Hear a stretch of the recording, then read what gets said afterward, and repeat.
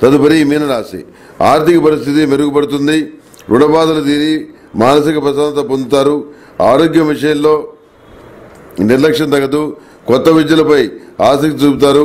చేపట్టిన పనుల్లో విజయం సాధిస్తారు. బంధువర్గం నుండి సమస్యలు ఎదురైనా అధిగమిస్తారు. మిత్రుల నుండి విలువైన సమాచారం అందుకుంటారు. ఆస్తి వివాదాలు పరిష్కారం అవుతాయి. కొత్త వస్తువులు వాహనాలు కొనుగోలు చేస్తారు. మాటకు విలువ పెరిగి సంఘంలో పేరు గడిస్తారు.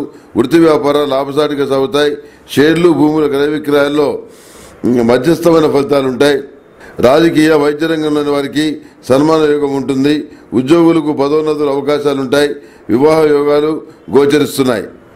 ఈ మేషం నుంచి మీనం వరకు ఉన్నటువంటి 12 రాశుల వారికి శుభతిథి గంటల పంచాంగ ప్రామాణికగా నా పరిజ్ఞానం సహకరించిన మేరకు ఈ వారం రాశి ఫలితాలు తెలియజేశాను.